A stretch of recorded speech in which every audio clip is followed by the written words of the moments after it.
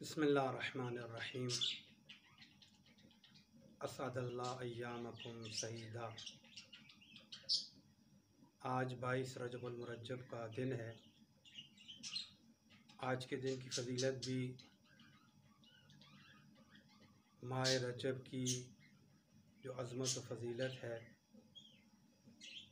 आज के दिन को भी वो फ़जीलत व अज़मत व रफ़त हासिल है। बाद लोग ये ख़्याल करते हैं चूँकि ज़ाहिरन आज के दिन को बहुत सारी किताबों में आज के दिन के कोई मख़सूस आमाल नहीं आए हैं, शायद आज का दिन इतना अजीम ना हो। हालांकि ऐसा नहीं है। बहुत सारी बड़ी कुतुब के अंदर मिसबाहुल मुतहज्जिद या इक़बालुल आमाल सैयद इब्न ताऊस से हिली, मैं एक इशारा करूँ, उन्होंने आज की शब की 8 रकत नमाज नक़ल की है। ज़ाहिर है आज की शब का ताल्लुक़ आज के दिन से है इस्लाम के अंदर। उसमें उन्होंने फरमाया 7 मरतबा सूरह काफ़िरून पढ़ी जाए और नमाज के अख्ताम पर 8 रकत नमाज हर हम्द के बाद 7 मरतबा काफ़िरून पढ़नी होती है। जब नमाज ख़त्म करे 10 मरतबा सलावात पढ़े और 10 मरतबा इस्तिग़फ़ार पढ़े। ये अमल करने के बाद फरमाया उन्होंने कि पैगम्बर ने फरमाया अगर ये अमल कोई शख्स अंजाम दे तो मौत से पहले बहिश्त में अपना मकाम देखेगा और उसका ख़ात्मा ईमान पर, इस्लाम पर होगा। और ये ख़ात्मा बिल ईमान होना या ख़ात्मा बिल इस्लाम होना, ये एक बहुत बड़ी अज़मत होती है। कुरान ने फरमाया ला तमूतुन्ना वला तमूतुन्ना इल्ला व अंतुम मुस्लिमून। हालत इस्लाम और हालत ईमान में मरना ये एक बहुत बड़ी अज़मत है। बस हर वो अमल जो इंसान को हालत ईमान में मौत दे, मौत का सबब बने, वो कोई मामूली अमल नहीं होता। आखिर में उन्होंने नक़ल किया, चूँकि मैं यहाँ पर ख़ुलासे के तौर पर अर्ज़ कर रहा हूँ, वहाँ पर फरमाया यकूनु लहू अजरो सबईना नबिय्यन। देखें इस जुमले को, रसालत माब अलैहिस्सलाम के इस जुमले को फरमाया नबी करीम अलैहिस्सलाम ने उसके लिए 70 अम्बिया का अजर लिख दिया जाएगा। उसका सवाब, उसकी पादाश, उसका अजर 70 अम्बिया जितना होगा। इतना बड़ा अमल है ये। तो बहरहाल ये 22 ही रजब का है। मैं आपकी खिदमत में अर्ज़ ये करना चाहता था, गुफ्तगू थोड़ी तमहीद में तुलानी हो गई। इस दिन के साथ कुछ चीज़ें मंसूब हैं, जिनमें से एक इसको इमाम सादिक़ अलैहिस्सलाम की नियाज़ भी कहा जाता है इस दिन को, और रजब के कूंडे भी कहा जाता है 22 रजबुल मुरज्जब को। मैं ज़रूरी समझता हूँ यहाँ पर कुछ ऐसी बातें अर्ज़ की जाएँ जिनका इस्लामी लिहाज से रियायत करना, ख़याल रखना इंतहाई ज़रूरी है। अब जहाँ तक मसला है इसके लफ्ज़ के 22 रजब के कूंडे का या रजब के कूंडों का, तो इसमें तो कोई मुश्किल नहीं है शरई किसी किस्म की कि आप उसको कूंडे से ताबीर करें। ये तो एक कूंडा तो एक टर्म है, एक इस्तिलाह है एक ज़बान की। इसमें इस्लामी लिहाज से कोई ऐसी कबाहत नहीं पाई जाती।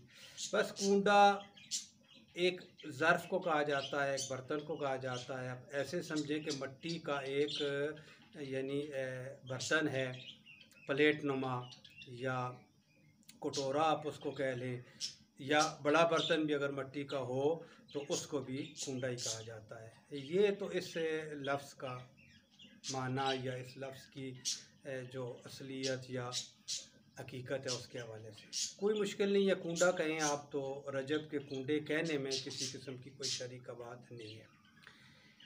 एक चीज़ में शरई कबात है आपकी खिदमत में अर्ज़ करें, वो ये कि इसको हमारे मुआशरे में इमाम सादिक़ अलैहिस्सलाम की नियाज़ कहा जाता है। यहाँ पर शरई मुश्किल है।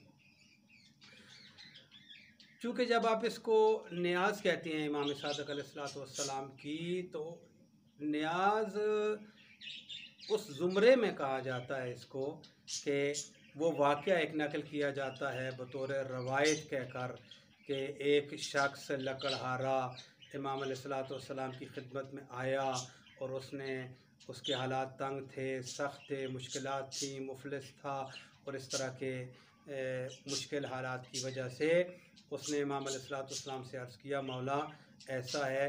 तो मैं अभी नकल पेश कर रहा हूँ। तो इमाम अलैहिस्सलाम ने इस नकल के मुताबिक उसको कहा कि इस तरह आप जाएं बाज़ार से वो कूंडे ख़रीदें, वो बर्तन मट्टी के ख़रीदें और उनमें मेरी न्याज करें। और ये एक लंबी रुदाद और दास्तान है। तो मैं आपकी खिदमत में अर्ज़ करना चाहता हूँ, ऐसी कोई हकीकत शरिया नहीं है, ऐसी कोई इस्लामी लिहाज से इस बात की कोई हकीकत नहीं है। इस्लामी लिहाज से ये फ़कत एक निस्बत है और एक इफ्तरा है बाल्फाज़ दीगर इमाम सादिक़ अलैहिस्सलाम के साथ।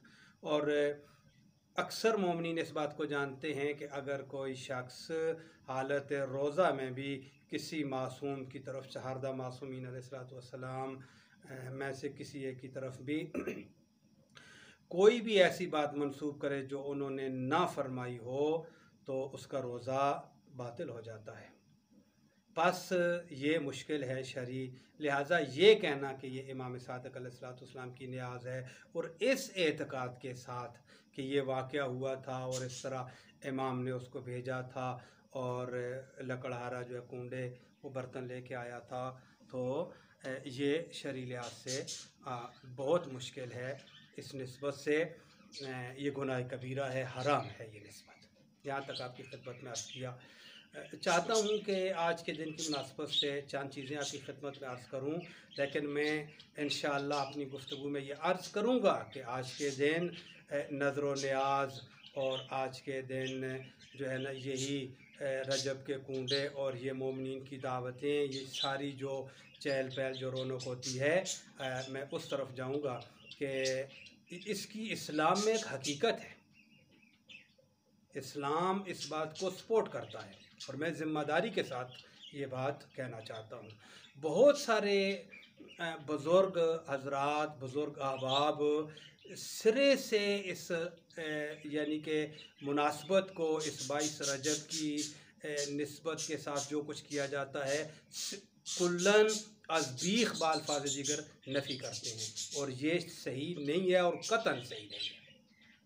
बहरहाल मैं आपकी खिदमत में अभी हाज़िर हूँ, अर्ज़ कर रहा हूँ और किसी भी बुज़ुर्ग की शान में कोई ज़रूरत व जसारत का भी कायल नहीं हूँ, ना ही मेरा ऐसा एतक़ाद है और ना ही मेरी ऐसी फ़िक्र है।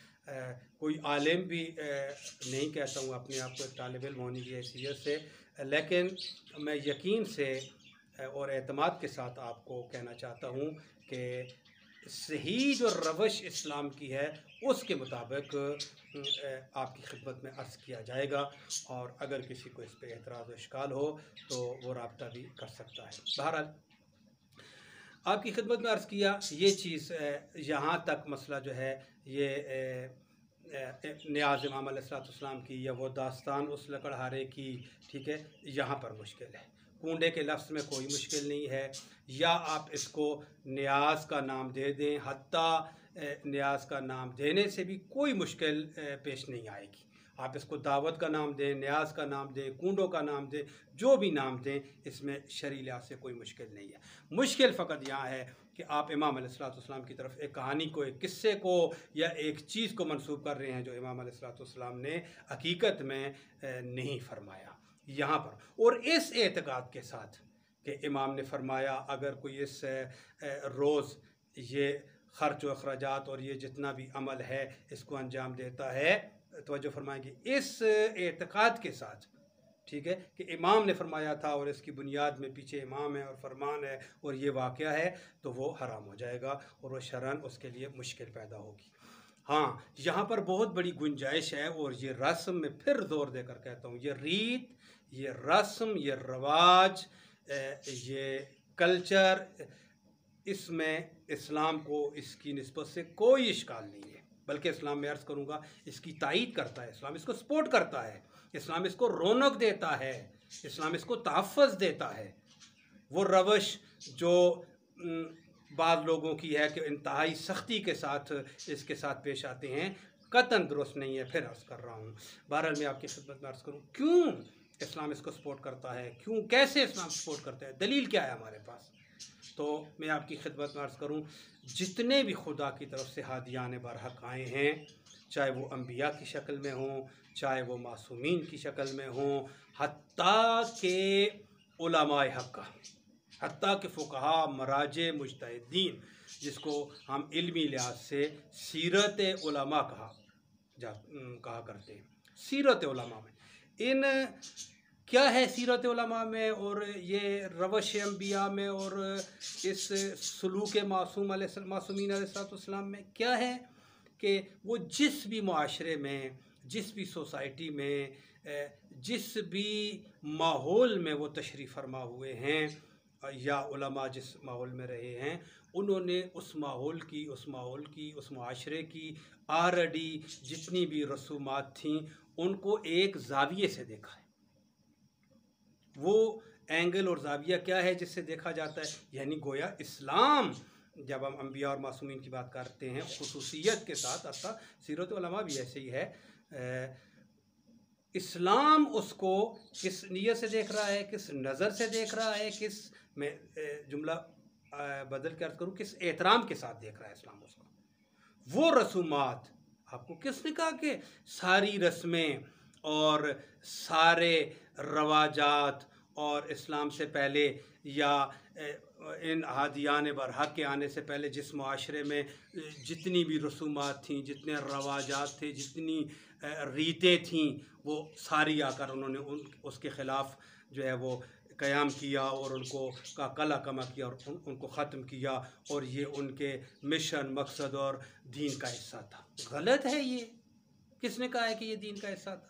इस्लाम ने आकर उन चीज़ों को फ़कत एक ज़ाविये से देखा है। वो ज़ाविया ये था कि आया ये रसूमात, ये रीतें, ये कल्चर, ये लोगों की जो साख बाक है, जो लोगों की हरकत व सकनात हैं, ये जितनी भी चीज़ें हैं, खुसूसियत के साथ में रसूमात और रवाजात का कहूँगा, इस्लाम ने देखा है क्या वो इस्लामी बुनियादी मुसल्लम उसूलों के ख़िलाफ़ है? क्या वो इस्लाम के क़वाइद और इस्लाम के ज़वाबित के ख़िलाफ़ है वो रस्म? अगर वो रस्म इस्लाम के उन प्रिंसिपल्स, उन उसूलों, उन क़वाइद और ज़वाबित के ख़िलाफ़ हो तो फिर तो इस्लाम ज़ाहिर है, इस्लाम उसके मुकाबले में है। इस्लाम उसको उसकी बीहकनी करेगा, इस्लाम उसको ख़त्म करेगा, इस्लाम उसको रोंदेगा, इस्लाम उसको पामाल कर देगा। लेकिन जो रसूमात इस्लाम के साथ टकराती नहीं हैं, बल्कि मैं कैसे अर्ज़ करूँ, ना फ़कत टकराती नहीं हैं, बल्कि उन रसूमात, उन रवाजात, उन कल्चर्स की सूरत में इस्लाम को इर्तिक़ा होता है, इस्लाम को की नशर व अशात होती है उन रसूमात में। आप क्यों इतनी सख्ती का बाद लोग मुज़ाहरा करते हैं और मसले की हकीकत से पूरी तरह आशना नहीं होते और मुआशरे में एक फ़ज़ा को, एक आलूदा फ़ज़ा को और एक कसीफ फ़ज़ा को जो है वो जन्म देते हैं और उसके पैदा होने का बायस बनते हैं। ऐसा नहीं करना चाहिए कतई तौर पे। खुसूसियत के साथ उन लोगों को जो लिबास मासूम ज़ेब-ए-तन करते हैं, कतई तौर पे उनको एहतियात करनी चाहिए इन मामलात में कि कहीं भी हमारी रवश में, हमारी गुफ्तगू में, हमारे किरदार में, हमारी उठक बैठक में, हमारी किसी चीज़ से कोई ऐसी चीज़ ज़ाहिर नहीं होनी चाहिए जिससे इस्लाम को नुकसान पहुँचे। ये इस्लाम को नुकसान है।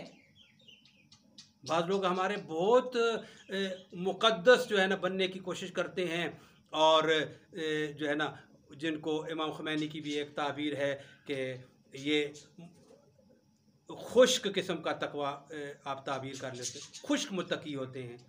और इमाम ख़ुमैनी ने भी कहा ये खुश्क मुत्तकी जो हैं, इन्होंने इस्लाम की कमर तोड़ी है।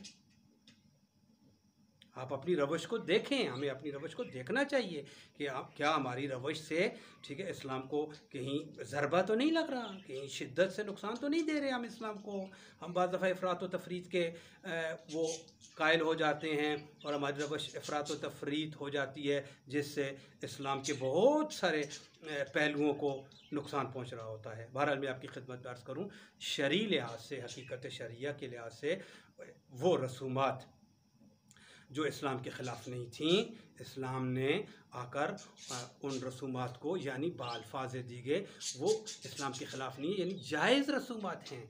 इस्लाम उन रसूम, चूँकि इस्लाम से टकराती नहीं हैं, इस्लाम के मुकाबले में नहीं हैं, इस्लाम के तज़ाद में नहीं हैं, ओपोज़िट नहीं हैं, इस्लाम के किसी पहलू को कमज़ोर नहीं करती, इस्लाम के कानूनों से टकराती नहीं। इस्लाम उन रसूमात का सहारा लेकर उस मुआशरे को आगे बढ़ाने की कोशिश करता है, रौनक देता है इस्लाम उन रसूमात को।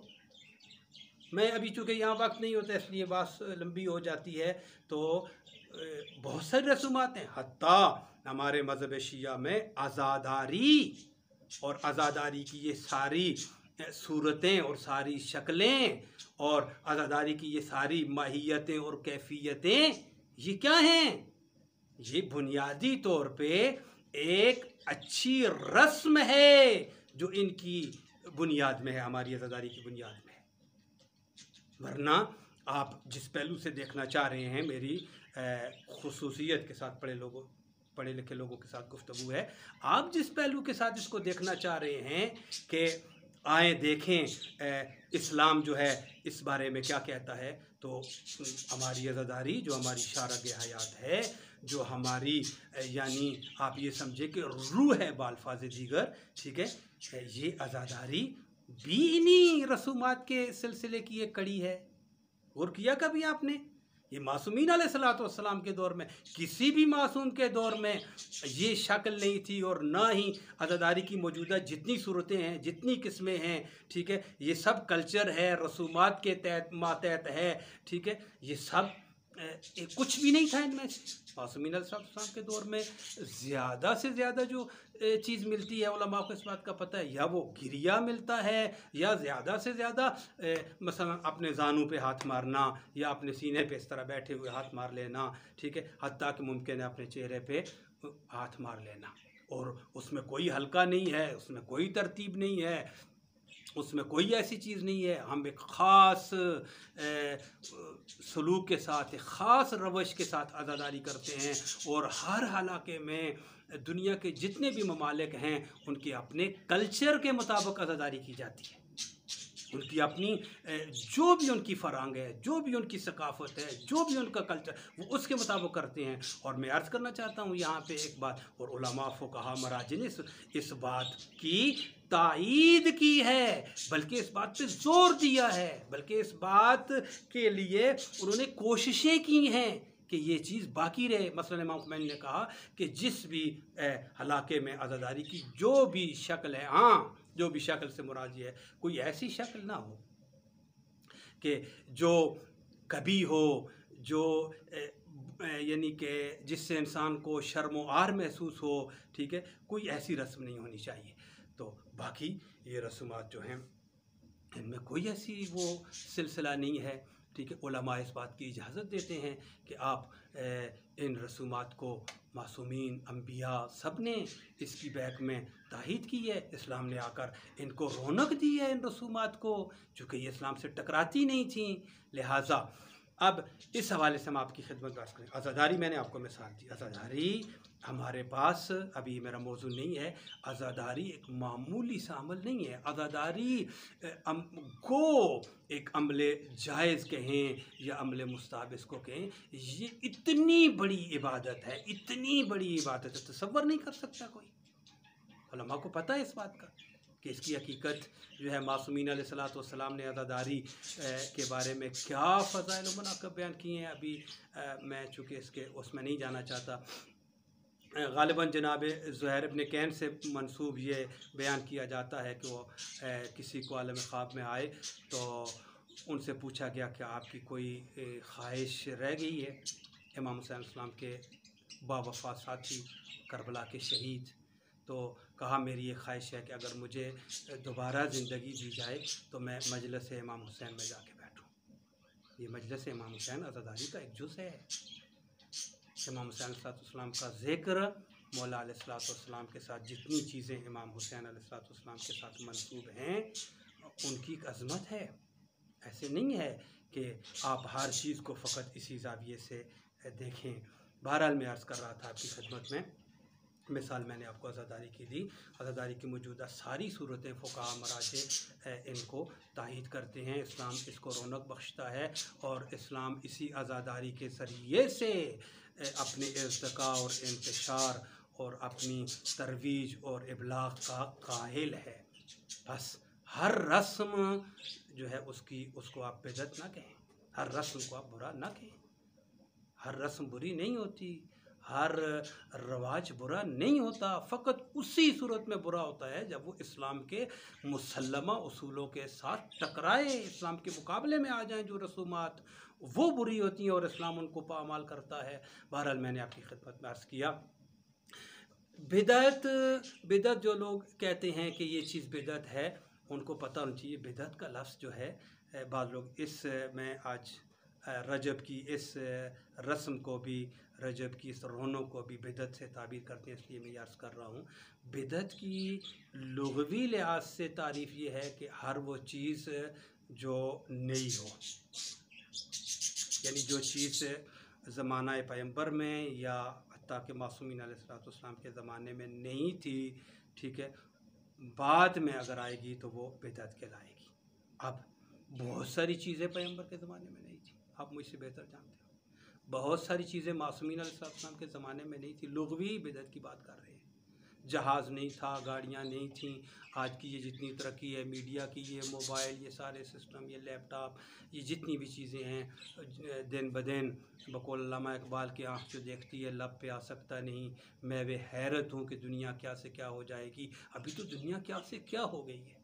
ये जितनी भी चीज़ें हैं ये उस वक्त तो नहीं थी, लिहाजा ये भी बिदअत हैं। और शक ही नहीं है, लुग़वी लिहाज से बिदअत हैं सारी चीज़ें, और बल्कि हम ख़ुद भी लुग़वी लिहाज से ख़ुद भी हम बिदअत हैं, चूँकि हम उस ज़माने के नहीं हैं, बाद के ज़माने के हैं। हाँ, इस्तिलाही बिदअत आपकी खिदमत में अर्ज़ करूँ, इस्तिलाह में बिदअत क्या चीज़ है? बिदअत, अगर आप किसी ऐसी चीज़ को दीन का जुज़ समझते हैं, अपने एतक़ाद के मुताबिक, अपने अक़ीदे के मुताबिक किसी भी चीज़ को जुज़्व दीन समझते हैं, हकीकत में वो जुज़्व दीन नहीं है, दीन का हिस्सा नहीं है, तो ये बिदअत कहलाएगी। कोई भी चीज़ अगर आप उस पर बाउनवाने यानी कि दीन समझ कर उसको, उसके ऊपर आपका एतक़ाद और अक़ीदा है, आप समझते हैं कि ये दीन का हिस्सा है, हकीकत में वो दीन का हिस्सा ना हो, तो इसको बिदअत कहा जाता है। और बिदअत करने वाले को सख्त इस्लाम ने उसकी मज़म्मत की है, हत्ता कि इस गुनाह को बुज़ुर्ग तरीन गुनाहों में से शुमार फरमाया इस्लाम ने। जो शख्स एक अपने ख़्याल के मुताबिक या किसी भी सहारे से दीन के अंदर एक चीज़ शामिल नहीं है और उसको वो बतौर दीन बना रहा है, दीन में उसको शामिल कर रहा है, तो इस तरह इस्तिलाही तौर पे बिदअत ये हो जाती है। लिहाजा कहाँ है ये बिदअत? कूंडा कहाँ बिदअत है? ये 22 रजब की न्याज़ इमाम सादिक़ अलैहिस्सलाम न उस एतक़ाद से, लकड़हारे वाली दास्तान से कहाँ बिदअत होगी? आप इसको न्याज़ का नाम देंगे, नज़र का नाम देंगे कि आइमा मासूमीन की नज़र हम जो है ना मन्नत दे रहे हैं, नज़र दे रहे हैं, ठीक है, किसी एक इमाम की या सारे मासूमीन की, तो इसमें शरीयत से कहाँ कोई कबात है? कोई भी कबात नहीं है। अलबत्ता महासिन हैं, बहुत सारे अच्छे और बेहतरीन किस्म के पहलू पाए जाते हैं इस 22 रजब में, बहुत सारे। मैं अभी चूँकि वक्त नहीं है कि मैं उनको अर्ज़ करूं, लिहाजा बस मैं तवज्जो दिलाना चाहता हूं जो लोग इस चीज़ को कुल्ली तौर पे समझते हैं, बस ये कूंडे जो हैं, ये रजब की जो न्याज़ है, ये ठीक नहीं है, इसकी कोई इस्लाम में हकीकत नहीं है, ऐसा नहीं है। इस्लामी लिहाज से मैं बात कर रहा हूँ, ऐसा नहीं है। इस्लाम सपोर्ट करता है इसको, इस्लाम रौनक देता है इसको। हाँ, कैसे इस्लाम इसको रौनक देता है, मैं एक दो मिसालें आपकी खिदमत में अर्ज़ करूँ। फ़र्ज़ करें आप क्या इस्लाम ने ख़र्च करने को, इन्फाक को अच्छा नहीं समझा? बहुत अच्छा समझा इस्लाम। शर्त फ़कत यही है कि आप उस इन्फाक को हलाल रास्ते पे इन्फाक कर रहे हैं। बस आप जो खर्च कर रहे हैं, अपना माल खर्च कर रहे हैं, कोई भी चीज़ अपनी खर्च कर रहे हैं, उसे आप हलाल रास्ते पे खर्च करें। और इस्लाम में ऐसे शख्स का बहुत बड़ा मकाम है जो खर्च करता है। अब यहाँ पर क्या किया जाता है? खर्च किया जाता है, इन्फाक फ़ी सबीलिल्लाह किया जाता है। मोमिनीन को दावत दी जाती है, मोमिनीन आते हैं और आप देखें उलमा इस बात को जानते हैं और बहुत सारे पढ़े लिखे लोग माशरे के भी इस बात को जानते हैं। हमारे पास फ़िक़ही तौर पे ये मसला है कि अगर एक मोमिन ने रोज़ा रखा हुआ है, रोज़ा मुस्तहब, तो दूसरा मोमिन अगर उसको दावत दे तो वो रोज़ा मुस्तहब को क्या करे? उसकी दावत को कबूल करे, रोज़े से अबूर करे, रोज़े से गुज़र जाए, दावत को कबूल करे। उसको रोज़े का भी सवाब होगा और दावत का भी सवाब होगा। कितना बड़ा सवाब हो गया उसको दावत की वजह से। तो यहाँ पर क्या है? मोमिनीन को दावत दी जाती है, मोमिनीन को अपने घरों में बुलाया जाता है, मोमिनीन के लिए एहतमाम किया जाता है, मोमिनीन के लिए इन्फाक किया जाता है, ख़र्च किया जाता है। और इसमें कहीं भी कोई बुरा पहलू नहीं है, ये सारे अच्छे पहलू हैं इसके। फ़कत और फ़कत ये पहलू बुरा है कि आप इस एतक़ाद से इसको अगर कर रहे हैं कि मसलन इमाम ने ये फरमाया था, तो ये क्या हो जाएगा? इमाम की तरफ इफ्तरा हो जाएगा और इमाम की तरफ गलत निस्बत हो जाएगी, आपका मसला मुश्किल हो जाएगा। वरना दूसरी बात आपकी खिदमत में अर्ज़ की जाए, मोमिनीन जब बैठते हैं किसी भी जगह पर, मोमिनीन तो क्या करते हैं? मोमिनीन जहाँ भी बैठते हैं इन अय्याम में वो ज़िक्र अहले बैत करते हैं, ज़िक्र खुदा किया जाता है, ज़िक्र सैयदुल अंबिया किया जाता है। किसी भी महफ़िल में वो बेहतरीन, इस्लाम के लिहाज से बेहतरीन महफ़िल वो है जिसमें मोमिनीन बैठें तो ज़िक्र खुदा, रसूल और अहले बैत रसूल किया जाए। कहाँ इसमें कहीं कबात है? कहाँ इसमें कोई मज़म्मत वाला पहलू है? कोई भी ऐसी चीज़ नहीं है। और ख़ुसूसियत के साथ ये जो ख़र्च किया जाता है मोमिनीन के दरमियान, और इस ख़र्च करने के इस्लाम में सदका, खैरात और इन्फाक, इसका इतना बड़ा मकाम है, इतना बड़ा मकाम है कि आप तसव्वुर भी नहीं कर सकते। ये इन्फाक और ख़र्च और सदका और खैरात ही के फ़ज़ाइल में रिवायात मासूमीन अलैहिस्सलाम ने बयान फरमाई हैं। जो शख्स और उलमा जानते हैं और दूसरे लोग भी इस बात की तरफ मुतवज्जे हैं कि सदका भी एक किस्म की हमारे पास खैरात है, अगर वो सदका मुस्तहब हो तो। ये सारे खैरात के काम हैं, ये सारे नेकी के काम हैं, ये सब अच्छाई के काम हैं। अब सदका मुस्तहब में क्या है? अलबत्ता वाजिब ना हो, सदका वाजिब के लिए फ़िक़ही तौर पे अहकाम फ़र्क कर जाते हैं। मसलन हाशमियों के लिए सदका वाजिब जो है वो गैर हाशमी का जायज़ नहीं है, दुरुस्त नहीं है सदका वाजिब। तो अलबत्ता सदका मुस्तहब में कोई मुश्किल नहीं है। तो बहरहाल ऐसे अर्ज़ कर दिया मैंने आपकी खिदमत में। अर्ज़ कर रहे थे कि यहाँ पर ये जो सदका है, ये जो खैरात है, ये जो ख़र्च करना है, इसकी बहुत ज़्यादा फ़जीलत बयान हुई है। रिवायात में ये है कि जो शख्स सदका देता है, खैरात करता है, मोमिनीन पे ख़र्च करता है, उसका ख़ात्मा बिल ईमान होगा। ये कोई मामूली, अभी हम इब्तिदा में गुफ्तगू में ये जुमला कह रहे थे, ला तमूतुन्ना इल्ला व अंतुम मुस्लिमून। ख़र्च करने से इंसान के रिस्क में बहुत ज़्यादा इजाफ़ा होता है। इससे बेहतर मौका और क्या है ख़र्च करने का?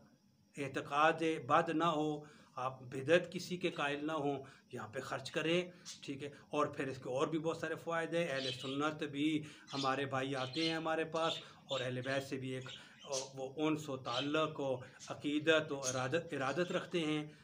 उन एक करीब होने का मौका मिलता है, और वो भी अहले बैत की मुनासबत से कोई चीज़ भी ख़र्च की जाए तो हाजात पूरी होती हैं। इसमें कोई मुश्किल नहीं है, कहीं भी कोई इस्लामी लिहाज से इसमें कोई कबात नहीं है। बहरहाल अर्ज़ कर रहे थे, रिवायात में यह है कि जो शख्स इस तरह की इन्फाक और खैरात करता है, परवरदिगार आलम उसको बहुत सारी अमराज से बचा देता है, सेहत और सलामती उसको अता होती है, माल में बहुत ज़्यादा इजाफ़ा किया जाता है, बहुत ज़्यादा इजाफ़ा होता है। बाज़ दफ़ा, अभी वक्त नहीं है, कि जनाब मूसा अलैहिस्सलाम के दौर का एक वाक़या नकल किया गया है कि वो एक शख्स अपने वक्त का गरीब शख्स था, बहुत ही गरीब था, ठीक है। तो उसने क्या किया, मूसा अलैहिस्सलाम से कहा कि मूसा, जब आप अल्लाह के पास जाएंगे तो मेरी तरफ से कहना मेरा जितना माल भी है मुझे एक दफ़ातन इकट्ठा दे दिया जाए। तो खुलासा मैं करूँ, उसको इकट्ठा वो माल मिल गया, थोड़ा सा उसके हिस्से का रिस्क था, थोड़ा सा उसका माल था जो उसको इकट्ठा मिल गया किसी सबब से। तो उसने क्या किया, उसको दस्तरखान लगा दिया, गुरबा मसाकीन और उस वक्त के जो मोमिनीन थे उनको खिला दिया, ठीक है। तो खुदा ने जनाब मूसा अलैहिस्सलाम को कहा कि तुझे पता है कि मेरी सुन्नत ये मन जा बिल हसनत फलऊ अशरु अमसालिहा, जो हमारे रास्ते में एक खर्च करता है हम दुनिया में उसको 10 देते हैं। और मफ़हूम रिवायात ये भी है कि आखिरत में उसको 70 दिया जाता है, और 70 में भी एक बात है, 70 यानी बहुत ज़्यादा बढ़ा चढ़ा के दिया जाता है। मैं युकरिज़ुल्लाह कर्ज़न हसनन फ़युज़ाइफ़ लहू अज़ाफ़न कसीरा। तो ये जो भी शख्स अल्लाह के रास्ते में इन्फाक करता है, खैरात करता है, खर्च करता है, उसके लिए उसको 10 बराबर उसका रिस्क हो गया। फिर उसने दोबारा उस 10 बराबर रिस्क को गुरबा, फ़ुक़रा, मसाकीन, मोमिनीन, आवाम, लोगों में, मोमिनीन में दोबारा उसको खर्च कर दिया। वो फिर 100% हो गया।